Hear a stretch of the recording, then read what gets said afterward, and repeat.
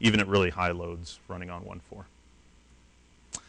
1.4. Just a few notes on our multi-language builds. These are actually the list of languages we have. All the translation of phrases, there are 400 or 500 and some phrases for the agent interface, 2,500 phrases, including all the help sections for the administrative. This is why it's usually pretty difficult to get somebody to commit the time to translating the administrative, which is why we have half as many. But what we do is we use translation files. We create static builds through a translation process, and then those are actually built with every release into the SVN, so that all you have to do if you want to use one of those languages is copy the folder over to your web directory. How to get started, ViciBox.com. We have our live CD demo there. We also have our ISO CD installer there. Simply burning the image. There's actually a full, on the, this link right here has a full rundown of how to do a ViciBox install going prompt by prompt. Currently the ISO image is set up to allow you to even do a multi-server ViciDial installation.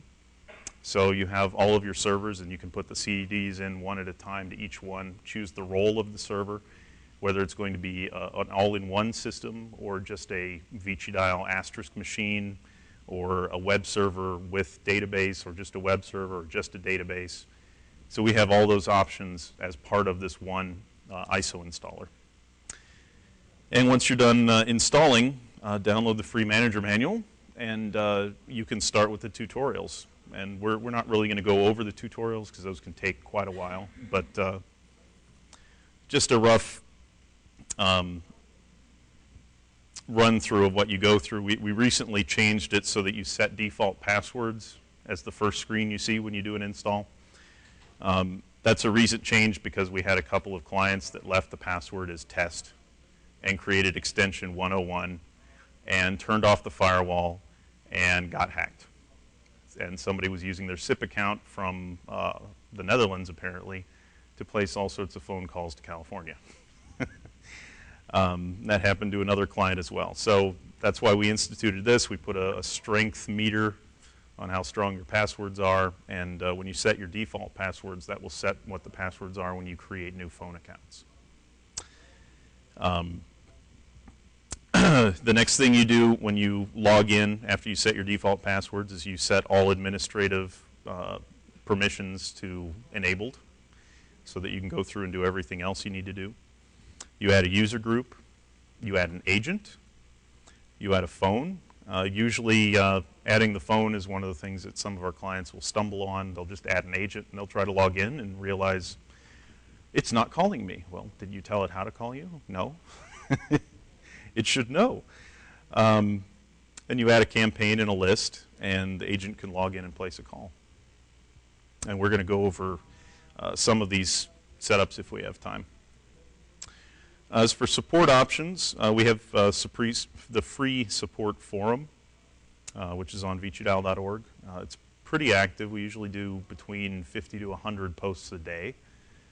We require that our partner companies that are listed regularly look at the forums and offer at least some level of free support.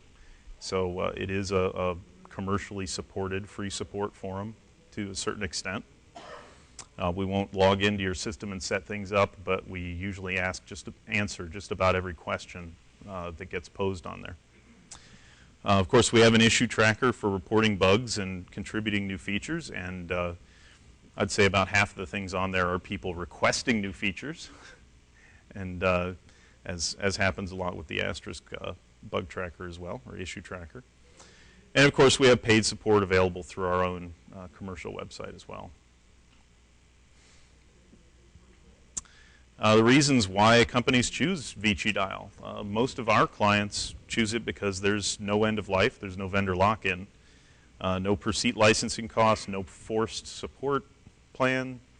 It's got a wide feature set that is very competitive with a lot of proprietary offerings out there. You can, if you want, have internal control of the code base. It's open source, and if you don't redistribute it, you don't have to share your changes with anybody. Higher degree of customization is possible because you can control the source code. And commercial support is available not only through us, who are the maintainers, but also through over a dozen of our partners and over 100 independent ViciDial installers and consultants that are out there in the world. And this is always the question that we get asked, so I decided to throw it in there. How do we make money? You're giving it away, you're not charging anything. Most of the people that use your product don't pay you a penny. Some of these are the same things that Digium does as well. Although they don't sell manuals, we actually sell an agent and admin manual that have a few, about 100 and some extra pages than the free versions. Goes over some more advanced tutorials, some more advanced sections, things like that. We offer ViciDial training classes. We do them on site, as well as we have 3 of them in Tampa Bay area, Florida, every year. The January one is always particularly popular with people from northern areas. It's nice in Florida in January. We sell hardware, of course, our own servers, phones, TDM cards, software. We integrate with Sangoma, call progress detection, Kepstrel, TTS, text-to-speech, Qmetrics, and Zoiper web phone. We have a hosted service that we lease servers by the month, not by the agent. Of course, we install new systems, we upgrade existing or improperly installed systems, and we do a lot of customization for clients wanting to add new features. And I'm going to escape out of here and show you some live systems. This one's running out of Los Angeles right now, predominantly an inbound call center.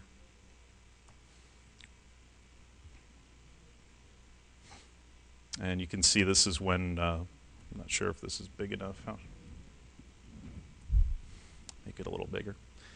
This is the kind of the heads-up display, the real-time agent screen, where you can actually log in. You can see what your agents are doing. Blue is waiting for a call. Purple is in call. You can see how many calls they've taken, how long they've been on the call, what campaign they're logged into. This company uses a lot of codes that all begin with 102 for everything.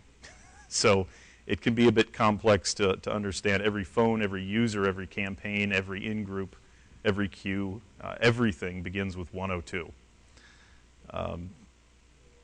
They do that on purpose. I don't know why.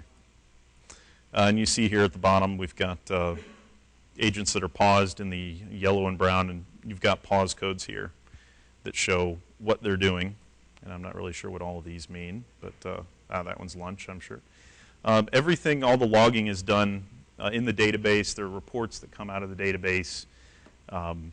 We literally spend half a day in our training going over the 25 reports that you get out of the system and everything they go over. And as far as how the system, the actual administration itself looks like this. When you go in and you edit a user, you see I've got a lovely weak password here. But if you change it medium and strong, if you put multiple letters, numbers, change case, that kind of stuff. You can force the user to change a password. You can set agent interface options here, which influence how the agent interface works. You can set the queues that the agent belongs to and their administrative rights. So you can actually set, you can have administrators that can go in and change users but nothing else.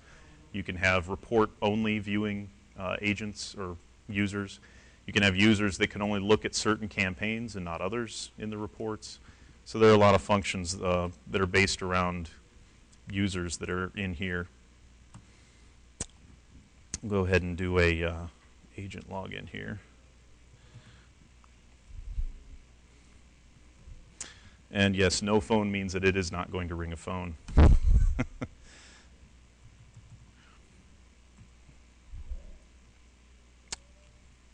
Yes, I actually have an asterisk on that campaign I created last year for text-to-speech.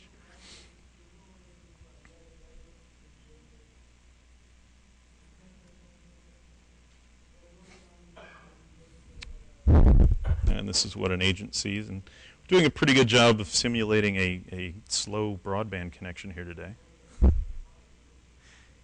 Select whether you're going to do blended or not. This is just the entry screen. And then you come into this is the standard agent screen. You can resume to start taking inbound calls, or if this is an auto dial campaign, it'll start placing calls.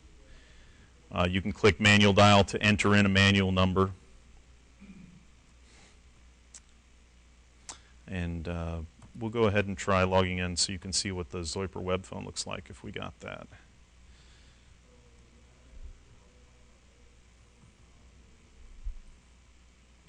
Let's see, I'll set this to our test campaign.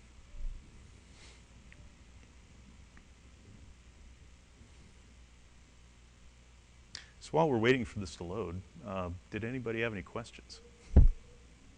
Yeah. Is it possible to use in conjunction the existing VX on which the phones are registered? Yes.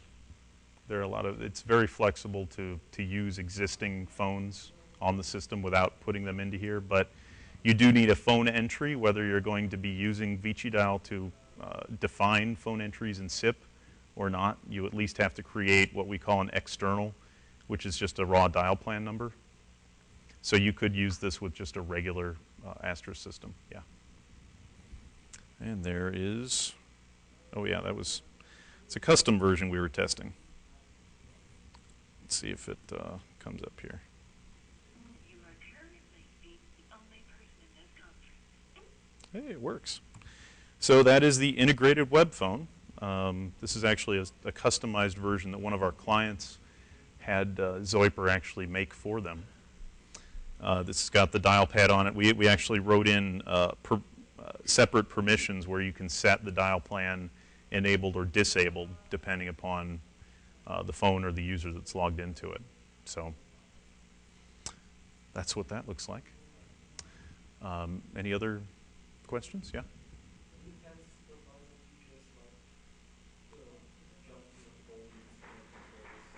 Yeah. Let's see if this works.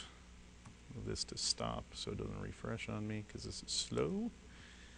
Let's see. Now I'm going to have to look. I don't remember what I called my own phone on this system. Yeah, you can actually set this to call a phone. It'll create a listen link. After this gets done loading, I'll bring that up.